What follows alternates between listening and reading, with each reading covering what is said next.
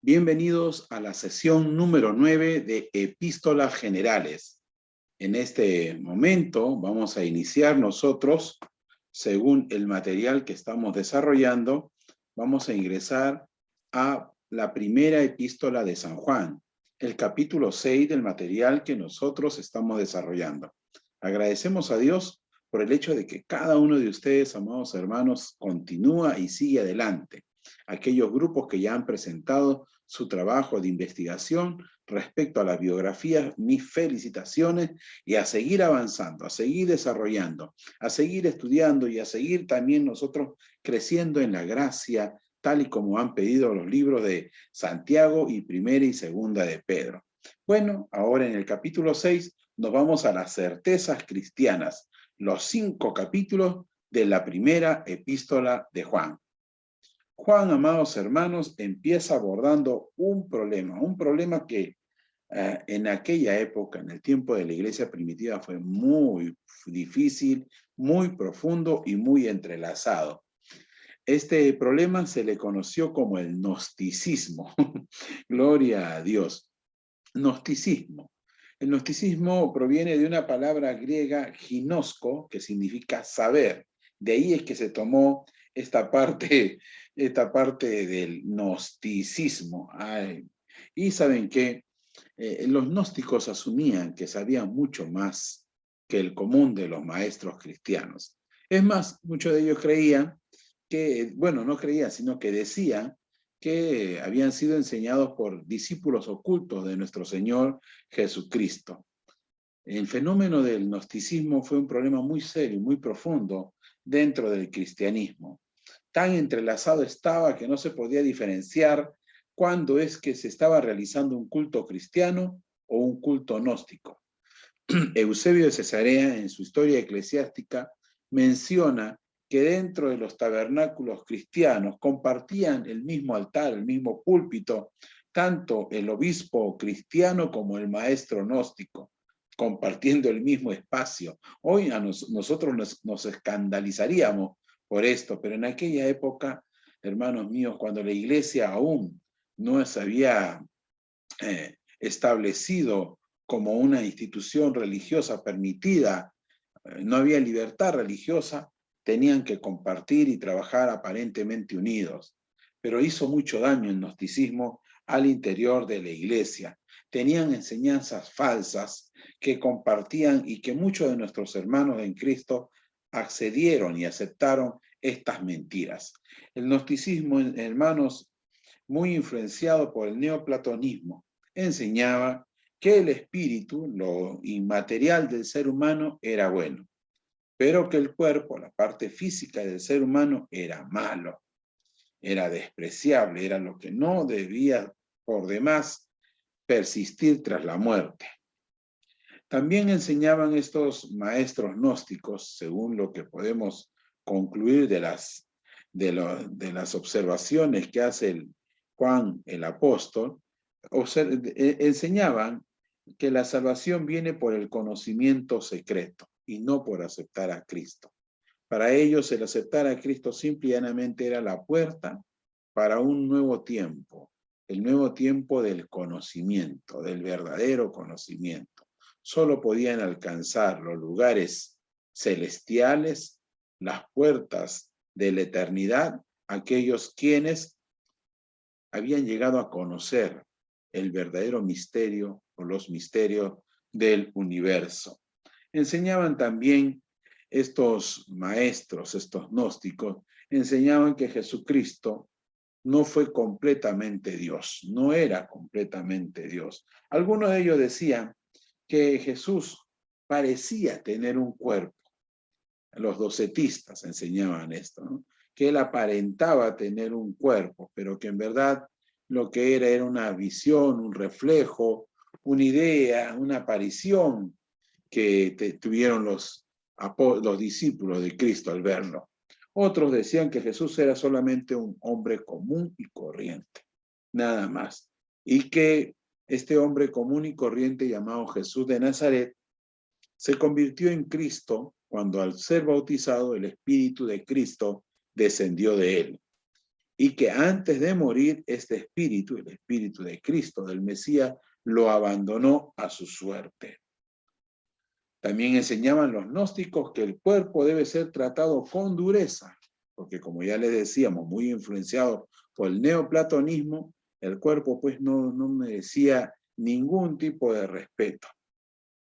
Pecar con el cuerpo, decían ellos, no es malo, puesto que solo lo único que importa es el espíritu. Ahí ustedes pueden ver el cuadro donde están en un costado, amados hermanos, en un costado están estas enseñanzas que les acabo de mencionar y en el otro lado están los pasajes de la primera epístola de Juan, de la cual se han extraído estas posiciones de estos falsos maestros llamados los gnósticos. Fueron ellos uno de los causales porque el apóstol tuvo que escribir esta primera epístola.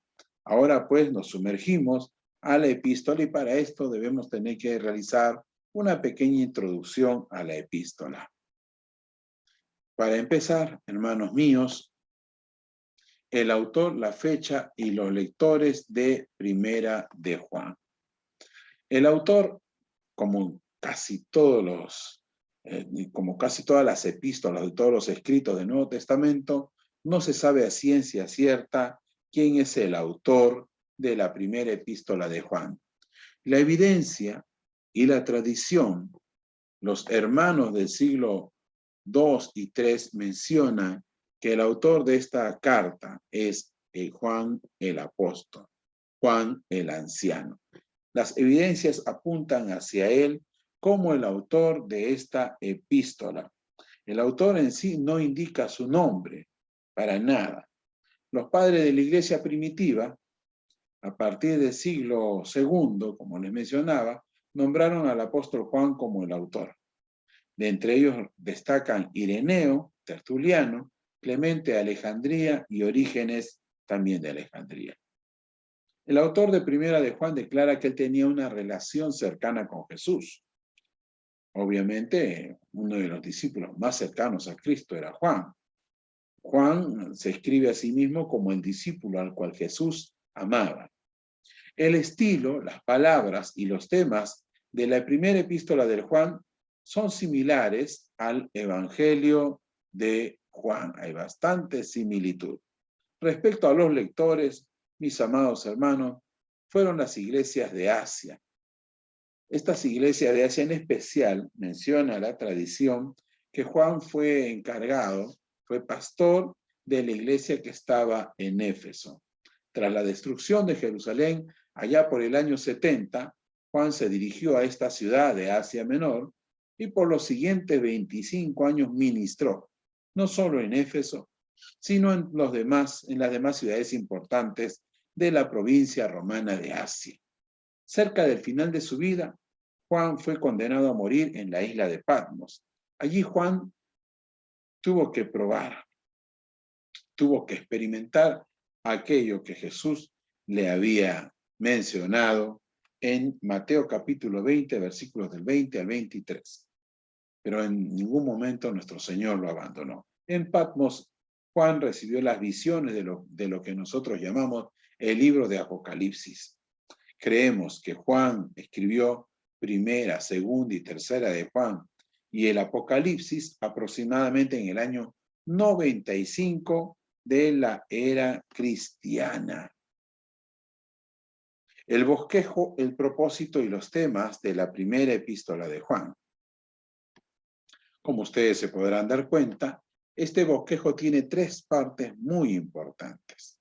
Tras la introducción o prólogo, tenemos las certezas cristianas, caminar con Dios. En la segunda parte tenemos las certezas cristianas, vivir como hijos de Dios.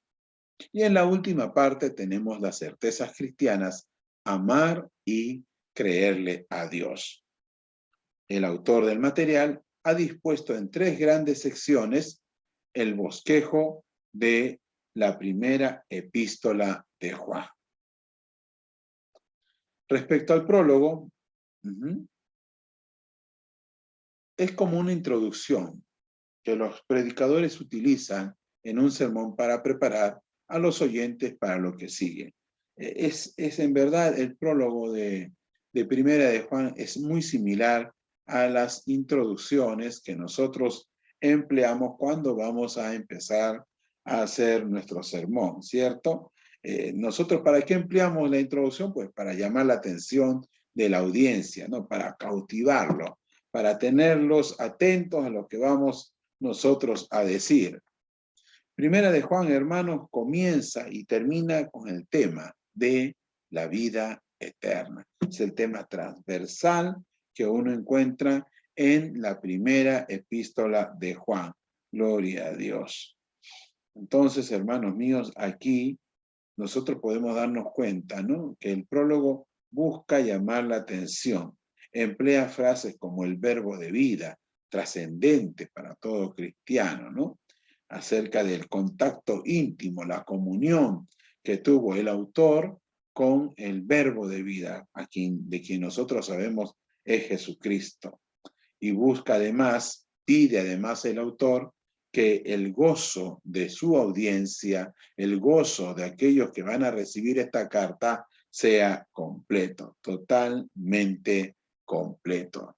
Tras el prólogo, empezamos entonces con la primera parte, caminar con Dios. Caminar con Dios. Recordemos que según el bosquejo, podemos dividir Primera de Juan en 3 partes. Y la primera parte se encuentra en Primera de Juan 1, versículo 1, hasta el capítulo 2, versículo 28. Por eso esta primera sección la hemos dividido en 2 partes para su mejor entendimiento. La comunión con Dios, ¿qué demanda? Demanda caminar en la luz. En la introducción, Juan enfatiza que los apóstoles están seguros de que Jesucristo es el Hijo de Dios. Eso ya no se duda, eso no se pone en tela de juicio, ¿no? Eso ya no tiene por qué nada que verse. Los gnósticos negaban que Cristo fuese la piedra angular del Evangelio. Más adelante en su carta, Juan enfatizará que los hijos de Dios deben creer este tema doctrinal principal. Jesús es el Hijo de Dios encarnado. La meta de Juan es que sus lectores permanezcan en comunión con Él, con Dios, con Jesús y con el Espíritu Santo. La doctrina correcta es vital para la confraternidad espiritual. Pero hay también condiciones morales, es decir, requisitos de comportamiento para la comunión con Dios. Así que al comienzo de su carta, Juan hace hincapié en una verdad que él escuchó, que escuchó de la boca de nuestro propio Señor Jesucristo. Este es el mensaje, escribe él, que hemos oído de Cristo y les anunciamos. Dios es luz y no hay ninguna tinieblas en él. Dios es luz, es una frase importante. Muchas escrituras usan la luz como símbolo de Dios. Bajo el antiguo pacto, Dios se reveló a través del fuego. Este era la señal de la luz en aquellos tiempos, ¿no? Él reveló su presencia a Abraham como un horno que humeaba y una antorcha llameante. A Moisés en medio de la zarza ardiente. Y a los hijos de Israel como una columna de fuego. Sin lugar a dudas, Dios es luz, y sus mensajeros son una llama de luz. Gloria a Dios. Juan declara que Dios es luz para acentuar el carácter santo de Dios. ¿Saben? Dios es luz significa que Él es santo y bueno, de manera que el mal no tiene ninguna comunión con Dios. El problema que encontramos en esta parte de la primera epístola de Juan es que hay 3 afirmaciones que son falsas. Después de decir que Dios es 100% luz, Juan desmiente 3 afirmaciones. Él escribió porque algunas personas en la iglesia, o que habían estado allí alguna vez, o que estaban cerca de la iglesia, hacían 3 afirmaciones falsas. Él escribió para hacer brillar la luz en estos maestros gnósticos que estaban inquietando a la iglesia con estas mentiras. La primera afirmación es afirmar que tenemos confraternidad con Dios en la oscuridad. Tal cosa es mentira. Nosotros no podemos tener comunión con Dios si estamos en las tinieblas. Si estamos en las tinieblas, nosotros pues no podemos decir para nada que estamos en comunión con Él. Estamos en comunión con Dios si es que andamos en la luz, en la verdad de Dios. El tercer problema fue afirmar que no tenemos pecado. Eso es engañarnos a nosotros mismos. Hermanos míos, todos hemos pecado y todos estamos destituidos de la gloria de Dios. Y también como cristianos, muchas veces también pecamos. Pero no convivimos con el pecado, ni vivimos en el pecado. Y sin embargo le pedimos perdón a Dios por nuestros pecados, ni bien los hacemos. La tercera enseñanza o afirmación falsa, afirmaron que nunca hemos pecado. Afirmar que sí, que nosotros nunca hemos pecado, es llamar a Dios, ¿qué cosa? Mentiroso. Y Dios, pues mis hermanos, es cualquier cosa menos mentiroso, ¿no? Él es 100% verdad. En Él está la verdad. La luz y la oscuridad son opuestas, como lo verdadero y lo falso, lo bueno y lo malo, la santidad y el pecado. Dios y Satanás están en lugares contrarios. Juan utiliza contrastes. Él dice que Dios es luz, verdad, pureza, santidad y justicia. Lo contrario de la luz es la oscuridad, el error, la vileza, el pecado y la maldad. Los falsos maestros decían que tenían confraternidad con el Dios de la luz, pero Juan sabía, al observar su doctrina y sus acciones, que ellos vivían en la más terrible de las oscuridades. Saben, hermanos, no podemos engañar a Dios. Y lo peor que uno puede hacer es intentar engañarse a sí mismo. Juan dice que Dios es luz, verdad y pureza. Y en Dios no hay ni pecado ni maldad. ¿Cuál es la aplicación? En cada generación hay quienes afirman que tienen comunión con Dios, pero caminan en la oscuridad. En este siglo XXI han surgido pensamientos, filosofías pseudocristianas, posturas pseudocristianas que afirman que nosotros no perdemos nuestra comunión con Dios por más que pequemos. Tal cosa es mentira. El pecado causa una separación entre Dios y nosotros. Y la mejor manera de romper esa separación es pedirle perdón a Dios, confesar nuestros pecados y cambiar nuestra forma de vida. No se puede tener comunión con Dios si estamos en pecado. Juan lo reitera muchísimas veces. Juan insiste en que la comunión con Dios depende de una vida santa. Debemos escoger entre caminar con Dios o caminar en pecado. La luz y las tinieblas no tienen nada en común, mis amados hermanos. Las soluciones de Juan, estas se encuentran en el capítulo 1, versículos del 5 al 10. La respuesta al problema del pecado no es cubrirlo ni negarlo. El pecado no sorprende a Dios. Él sabe que ese es el problema que tenemos todos los seres humanos. El pecado no asusta a Dios y hace que nos deje para nada. ¿Saben? Pero Dios quiere que nosotros no vivamos en pecado. Dios envió a su Hijo para redimirnos, para limpiarnos del pecado. Nosotros ahora debemos procurar vivir en esa limpieza, vivir en esa santidad, vivir de acuerdo a los principios de la palabra de Dios. Aquí surgen algunas preguntas. La primera pregunta, ¿es posible que los cristianos vivan sin pecar? Es una pregunta bastante curiosa, ¿no es cierto? En Juan, el pecado es una decisión de servirse a uno mismo, a la carne, al mundo, al diablo. Es un acto de rebeldía contra Dios el pecar. Para Juan, el pecado no es errar al blanco, no es confundirse, no es ser imperfecto, no. El pecado es rebeldía contra Dios. Entonces, la pregunta uno debería replantearse de la siguiente forma. ¿Es posible que los cristianos vivan sin ser anárquicos ni rebeldes y sin hacer lo malo? De esa forma podríamos nosotros plantear la pregunta para que puedas encontrar una correcta respuesta. Sí, sí se puede. Sí se puede vivir sin ser anárquico ni rebelde y sin hacer lo malo. Sí se puede. Pero vencer el pecado no es fácil. Requiere entrenamiento, requiere esfuerzo, requiere práctica y sobre todo la ayuda del Espíritu Santo.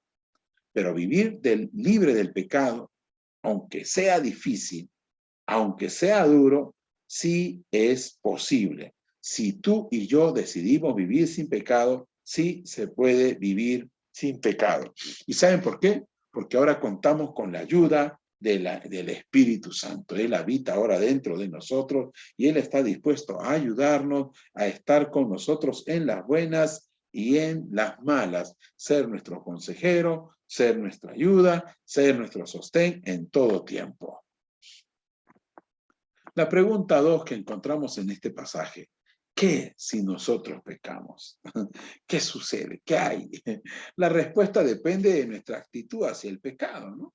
Todos vamos a pecar, siendo cristianos podemos pecar, pero ¿cuál debe ser la actitud hacia el pecado? Pues si hemos pecado, pedirle perdón al Señor y procurar no volver a pecar en lo mismo, no volver a caer en la misma situación.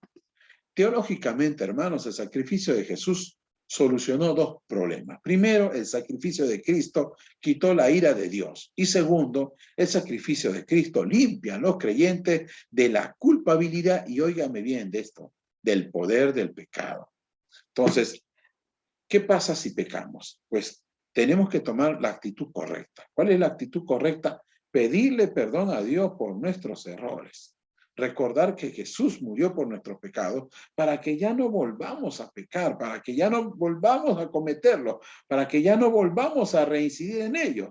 Para eso es que Cristo murió, no para que otra vez volvamos y otra vez volvamos a caer siempre en el mismo error, en el mismo pecado. Para eso no murió Cristo y para eso Cristo nos ha limpiado ya para no vivir en esa mentira, en ese engaño, en esa trampa de Satanás. Recordemos que Cristo es nuestro abogado. Él es nuestro paracletos, ¿no? Es nuestro intercesor. Gloria a Dios. El Espíritu Santo hoy es también nuestro paracletos, nuestro intercesor, nuestro ayudador, aquel que va a estar siempre a nuestro lado para librarnos, para aconsejarnos, para darnos las fuerzas que nosotros necesitamos. Entonces, en vez de negar los pecados, ¿qué deberíamos hacer como cristianos? Confesarlos, apartarnos de ellos y disfrutar de lo lindo y maravilloso que es la comunión con Dios en la luz, en la verdad, en la palabra suya. Ahora entramos a la segunda parte de esta primera división de la carta de la epístola de San Juan. El punto B es conocer a Dios. ¿Qué requiere? Requiere que nosotros busquemos obedecer sus mandamientos. Juan dice que la obediencia es la prueba de conocer a Dios. Gloria a Dios. La obediencia es la prueba inequívoca de que estamos conociendo a Dios. Para Juan, conocer no es solamente tener una idea aquí en el pensamiento. Para Juan, conocer significa vivir en una relación cercana con Dios, en una relación íntima con Dios. Conocer a Dios es estar en Él, es permanecer en Él. Muchos saben acerca de Dios. Los seres humanos y los demonios pueden tener el conocimiento de que Dios es el creador del cielo y de la tierra. Tal vez incluso creen el hecho histórico de que Jesús murió en la cruz del Calvario y se levantó de los muertos. Pero este tipo de conocimiento mental no alcanza al conocimiento salvador que Juan describe. Conocer a Dios, hermanos, en los escritos de Juan significa amar, obedecer, permanecer y caminar con Dios. ¿En qué? En la luz, en la verdad. ¿Saben? La obediencia es camino a Dios y con Dios.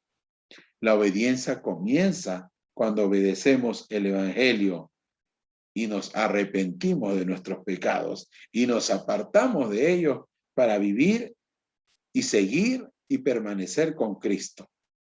La obediencia no nos salva, pero es el camino que conduce al Salvador. Obedecer los mandamientos de Dios no es una escalera para que subamos al cielo, no, ni la raíz de la salvación, sino que más bien es un fruto que evidencia que nosotros somos ¿de quién? Somos de Dios. La celebración de comunión con Dios exige que no amemos al mundo. Hermanos míos, recordemos que el amor al mundo aleja el amor que nosotros debemos tenerle a Dios. No nos alejemos de Dios, no amemos al mundo. Para Juan, ¿qué es amar al mundo? Para Juan, amar al mundo es practicar lo que el mundo practica, hacer lo que el mundo realiza. Creer que aquello que el mundo hace es normal y natural cuando nosotros sabemos que es completa mentira y que conduce a la muerte. Juan en esta parte, hermanos míos, se dirige a ciertos grupos en especial. Juan ha estado advirtiendo de los falsos maestros, pero aquí él toma tiempo para animar a sus lectores. Él sabe que son creyentes verdaderos. No les está escribiendo debido a lo que están haciendo algo malo. No, mis hermanos. Él les escribe porque ellos están en la dirección correcta. Juan se dirige a los jóvenes, ¿ya? Y cuando estamos hablando de jóvenes son aquellos que son de una edad menor, no estamos hablando de los jóvenes actuales, ¿no? Pero aunque tienen una edad menor al común de los miembros de la iglesia, tienen la fuerza y la energía de la juventud. Recordemos, hermanos míos, que lamentablemente Satanás tiene el control de este mundo. Él es el príncipe de este mundo. El mundo entero está bajo su control. El mundo es el reino de Satanás. Su área de influencia es todo el planeta Tierra y la sociedad humana. Satanás es el enemigo de Dios. Amar al mundo es como casarnos con nuestro peor enemigo. También nos dice Juan que todo lo que hay en el mundo proviene del mundo y no del Padre. Juan escribe de los malos deseos que nos apartan de Dios y nos conducen a la oscuridad del pecado. Recuerde que Santiago dijo que nuestras tentaciones comienzan con nuestros propios malos deseos. Y Pedro dijo que la corrupción del mundo proviene de los deseos malvados. Ahora, Juan nos dice que esos deseos tienen su origen, ¿dónde? En el mundo. Es fácil que nuestros ojos alimenten esos deseos concentrándonos en lo visible de este mundo. La concupiscencia por el poder, por el placer y la posición nos apartan de obedecer a Dios. Huyamos porque todo esto es malo. Recordemos que todo en el mundo es temporal. Hermanos míos, la gloria de las ciudades y de los países y de los reinos de hoy podrá ser la ruina del mañana. La gente cree que porque sus ciudades o países tienen hoy avance, tienen tecnología, tienen mucho aparentemente, creen que eso siempre será así y eso es falso. Muchos imperios han caído y probablemente seguirán cayendo.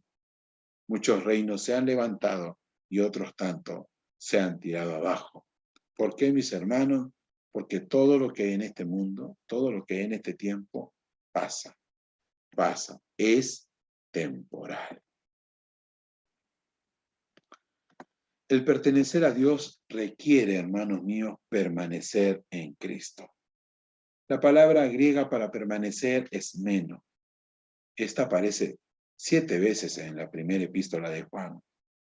Juan contrasta a los gnósticos, quienes no permanecían con la responsabilidad cristiana de permanecer en Cristo.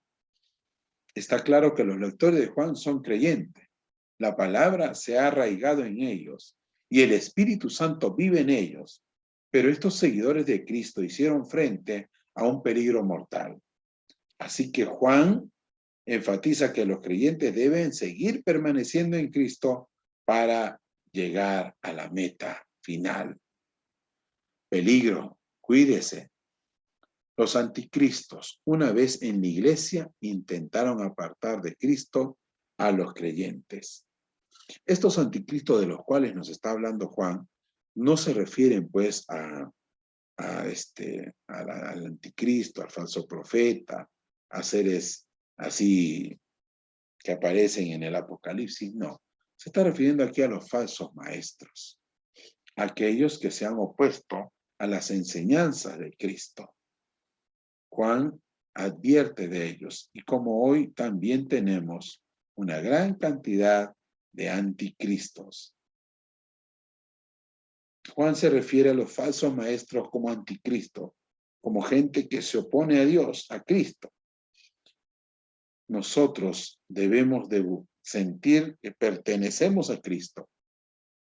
Nada ni nadie, ni ninguna enseñanza extraña nos podrá apartar de Él. Las metas de los anticristos son contrarias a la meta del Espíritu Santo. Ese es un punto que hay que tener bastante cuidado. Los que tienen el espíritu del anticristo causan división. Juan escribe sobre los gnósticos diciendo que salieron de nosotros, pero nunca fueron de nosotros. Los falsos maestros dejaron la confraternidad de los verdaderos creyentes, de quienes Juan era parte.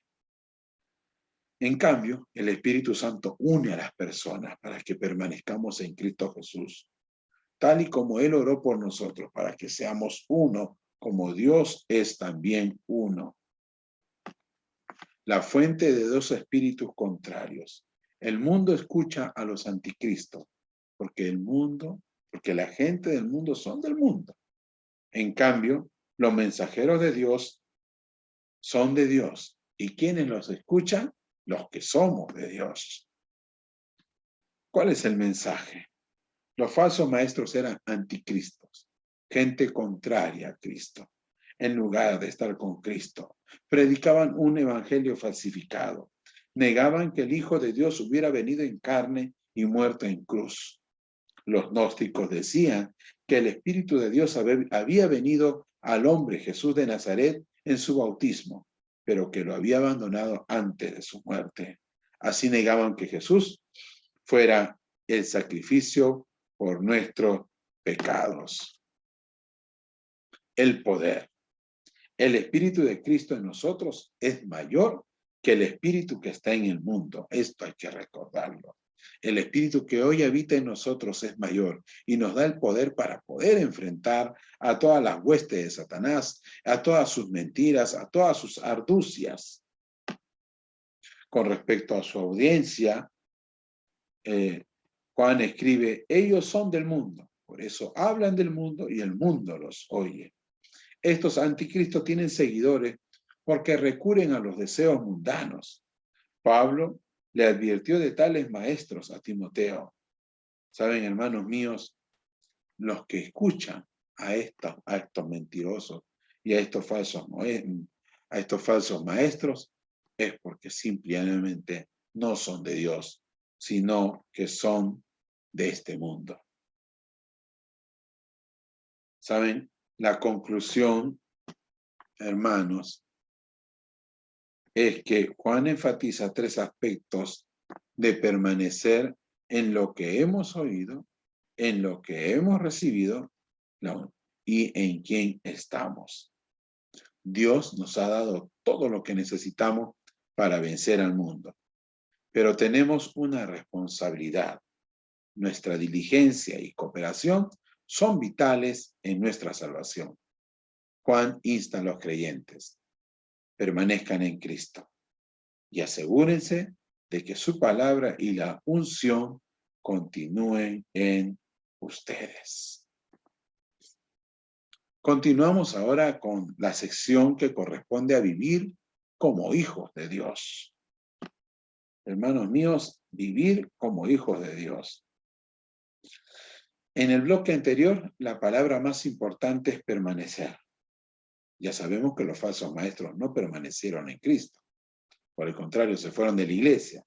En cambio, Juan exhortó a los creyentes 6 veces a permanecer en Cristo.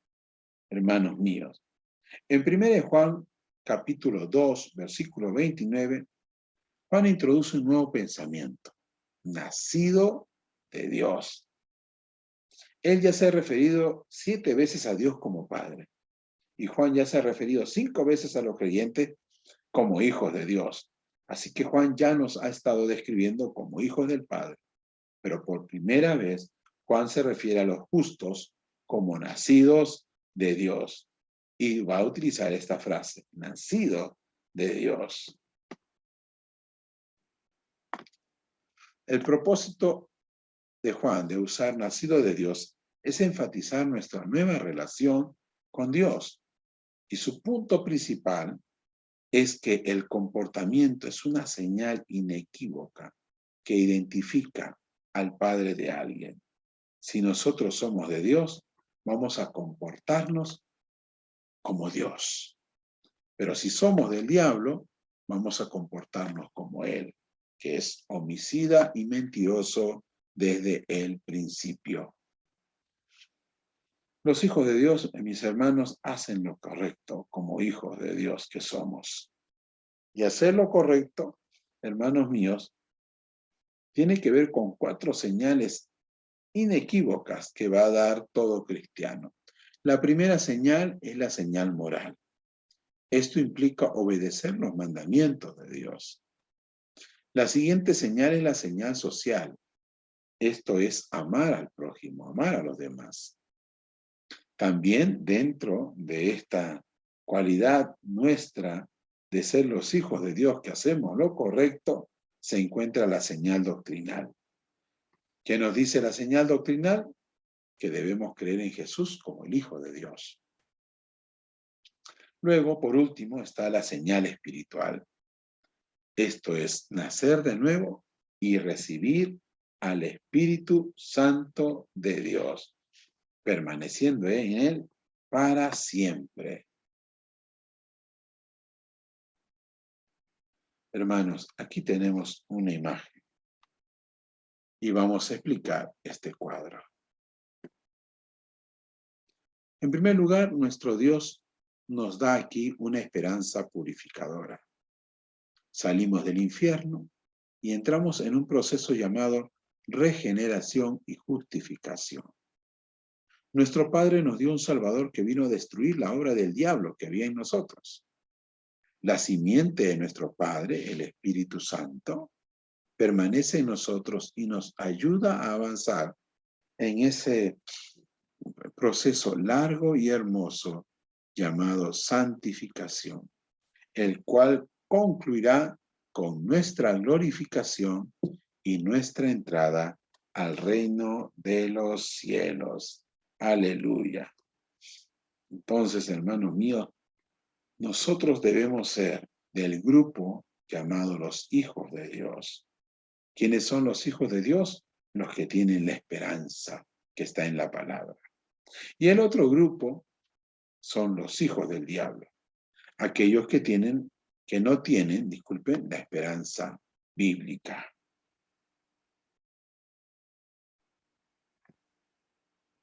Los que somos hijos de Dios tenemos que ser como nuestro Padre Celestial. En esta parte, amados hermanos, se usan varias ilustraciones.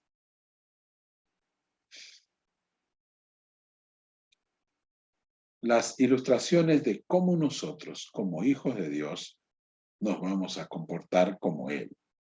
En esta parte, Juan da 4 ilustraciones para aclarar cómo los hijos de Dios deben ser como su Padre. Hay 2 ilustraciones que son un contraste, la de Caín y el mundo.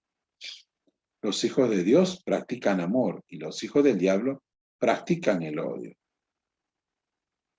En los días de la iglesia primitiva, los romanos tenían un refrán: el hombre es un lobo para el que no lo conoce. Pero sobre los cristianos tenían otro refrán: se aman sin conocerse. Y he aquí cómo estos cristianos se aman. El mundo, hermanos, enfatiza el amor como sensaciones románticas o de atracción física. Sin duda, el plan de Dios consiste en buenas sensaciones entre un esposo y una esposa, entre hermanos, entre amigos. Pero el amor bíblico no solamente son palabras bonitas. El amor es sentarse toda la noche al lado de una persona enferma, trabajar horas extras para comprar lo necesario para los hijos. Lo que el mundo necesita es un amor práctico. Jesús nos demostró el significado del amor poniendo su vida por nosotros. Por tanto, nosotros, los hijos de Dios, debemos imitar a Dios como nuestro Padre, teniendo como ejemplo máximo a nuestro Señor Jesucristo. Los hijos de Dios, hermanos, viven como vive su Padre y tienen confianza en Dios. En esta lección, hermanos, hemos estudiado el contraste entre los hijos de Dios y los hijos de Satanás. Los maestros gnósticos del tiempo de Juan decían que conocían a Dios y que habían nacido de él, pero sus obras decían todo lo contrario. Hermanos míos, recuerden, en primer lugar, que nuestra conciencia nos va a ayudar de dos maneras. La primera, una conciencia iluminada por la palabra y por el Espíritu de Dios, nos acusa cuando no practicamos lo que decimos que creemos. Se nos cuenta también como una carga, ¿no? La conciencia, hermanos míos, nos va a decir cuán bien o cuán mal estamos. Recuerde que una conciencia limpia nos va a dar confianza en Dios cuando tengamos que orar en dirección a Él. Mira, hermano mío, este cuadro lindo que encontramos. Los temas, aquí hasta esta parte de la primera epístola de Juan. Los temas que se han entretejido, porque eso es lo que sucede con los escritos de Juan. No es que Juan empieza un tema y lo termina, no. Juan empieza un tema, lo desarrolla y lo deja allí, y luego empieza otro tema y lo empieza a desarrollar y no lo concluye. Así va haciendo con todos los temas. No lo va a concluir, pero en un momento dado, por lo general en la epístola de Juan empieza a partir de la última parte del capítulo 4 y todo el capítulo 5, empieza ya a culminar los temas que anteriormente había tratado. El primer tema abordado fue victoria sobre el pecado y el mundo. El segundo fue el perdón. El tercero, el sacrificio de Jesús. El cuarto, obedecer los mandamientos de Dios. El quinto, amor de unos por los otros. El sexto, los anticristos. El séptimo, el Espíritu Santo. El octavo, la deidad de Cristo. El noveno, la confianza en la venida de Cristo y en su presencia. Y el último, punto 10, nacido de Dios. En la parte que ahora vamos a tocar, vamos a hablar del círculo del amor de Dios. Ahí usted puede ver, hermanos míos, un círculo. Y en la primera parte está el principio. Dios es amor y es la fuente del amor. Podemos adjudicarle todo el amor a Dios, el autor y la fuente del amor. Donde quiera que veamos amor verdadero en un padre, en una madre, en un hermano, entre familias, ese amor proviene ¿de dónde? Proviene de Dios. Porque todo lo que la luz y la santidad de Dios requieren, su amor lo hace disponible para nosotros. En la segunda parte tenemos el amor sacrificial. Este de aquí. Dios demostró su amor enviando a su Hijo para hacer el sacrificio por nuestros pecados.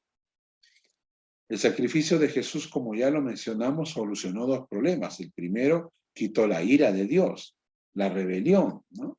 la anarquía, la desobediencia de los seres humanos contra Dios, hermanos míos. Y en segundo lugar, el sacrificio de Jesús limpia a los creyentes de la culpabilidad y del poder del pecado, tal y como ya lo habíamos mencionado. El tercer círculo la tercera parte del círculo del amor es el amor que llena. Por medio del Evangelio recibimos el amor de Dios por su Espíritu. No es suficiente tener una buena teología. Es necesario conocer la verdad, no solo con la cabeza, sino también con el corazón. No es suficiente saber sobre el amor de Dios. Cada persona debe buscar a Dios hasta que se conecte con Él y tenga el testimonio del amor de Dios. Gloria a Dios. La cuarta parte de este círculo del amor es el amor que comparte. Los hijos de Dios comparten su amor con otros, con palabras y con hechos.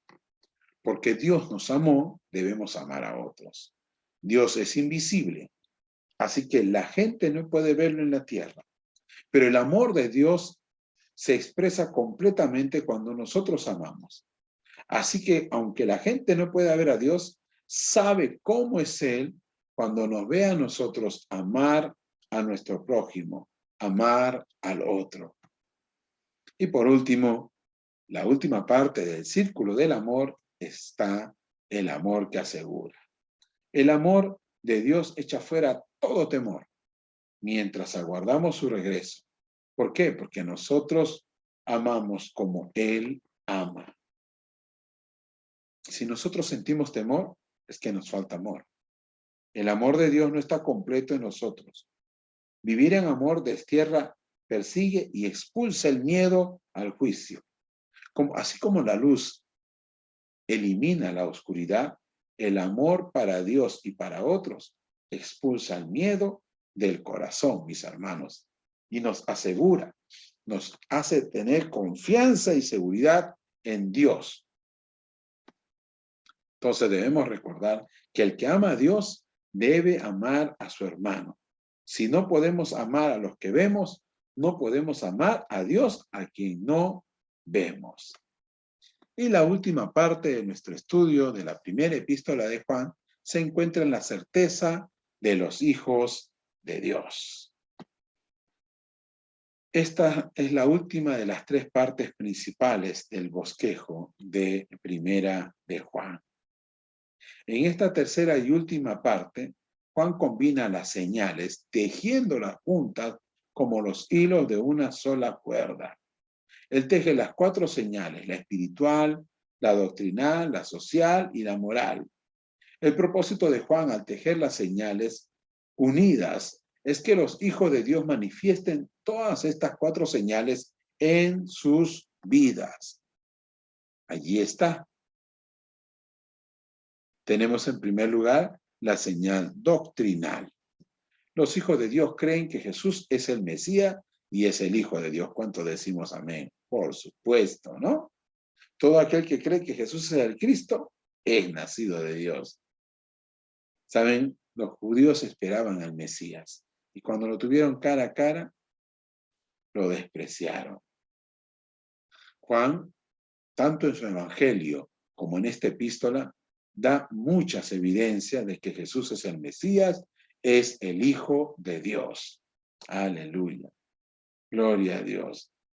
Recuerde usted que los gnósticos negaban que Jesús fuera un ser divino. En el tiempo de Juan, los gnósticos como Cerinto enseñaban que Jesús era solamente un hombre. Pero graso error, ¿no? Jesús es 100% hombre, 100% Dios. Avanzamos, solamente los que creen que Jesús es el Hijo de Dios vencen al mundo. En esta carta leímos, hermanos, que la palabra mundo por primera vez aparece en 1 Juan 2:2. ¿Saben? En cambio, frecuentemente Juan se refiere al mundo como un sistema pecaminoso y lleno de maldad. Así que cuando Juan dice que vencemos al mundo, él quiere decir que vencemos, ¿qué cosa? lo que está en el mundo, las tentaciones, la oscuridad, la lujuria, el orgullo, la esclavitud, la incredulidad, el odio, en fin, todas aquellas cosas que no deberían formar parte del Hijo de Dios. Conclusión, los hijos de Dios tienen la seguridad ¿de quién? De su Padre Celestial. Eso lo encontramos en esta parte de 1 Juan capítulo 5, versículos del 13 al 21. Como primera conclusión, sabemos que tenemos ¿qué cosa? Vida eterna. Aleluya. ¿Cuánto estamos contentos, no? Saben, en 1 Juan nos da 4 señales para identificar a un hijo de Dios, tal como lo hemos mencionado. Mis hermanos, y si damos pie a esas señales, podemos estar seguros de que tenemos vida eterna. Sabemos que Dios contesta a nuestras oraciones. Como hijos de Dios tenemos confianza en que nuestro Padre Celestial escucha y contesta cada una de nuestras oraciones. Sabemos también, amados hermanos, gloria a Dios, que los hijos de Dios no continúan pecando. Si bien es cierto, todos vamos a pecar de alguna u otra manera después de conocer a Cristo, esto no significa que vivamos en pecado, que sigamos siendo esclavos del pecado. Ya no lo somos. Por lo tanto, nosotros, hermanos, ya no debemos estar pecando. Más bien, al contrario, continuamente debemos luchar para no pecar en nuestra vida. Hoy sabemos que somos hijos de Dios. Juan recalca esos dos grupos, ¿no? Los hijos de Dios y los hijos del diablo, de las tinieblas, de la oscuridad. También sabemos que Jesús es el Hijo de Dios y Dios el Hijo, que vino para que todos podamos conocer cómo es Dios, quién es Dios. Jesús es la luz del mundo. Él provee vista para los que están en el reino de las tinieblas. Él da entendimiento con fraternidad y seguridad a los que caminamos en la luz, mis amados hermanos. Por eso el Señor nos pide que nos guardemos, que nos cuidemos. ¿Saben qué? A través de esta carta, Juan ha puesto en contraste lo real y lo falso, la verdad y la mentira. Él escribió de los anticristos, de la falsa unción, del espíritu de error, de los mentirosos, y finalmente tira por los suelos todo esto y nos dice que nosotros debemos ser completamente hijos de Dios, alejarnos de todo engaño, cuidarnos y guardarnos de la idolatría y de todo aquello que practica este mundo pervertido, amados hermanos. Estamos terminando así nuestra sesión número 9. Mis amados hermanos, Dios los bendiga. Los espero mañana en la sesión número 10. Gracias. Hasta luego.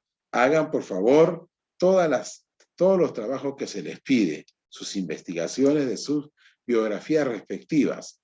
Y también, por favor, repasen el material de lectura para que puedan enfrentarse al cuestionario que se encuentra ya también colocado en el portal de tu seminario Gamaliel. Dios te bendiga.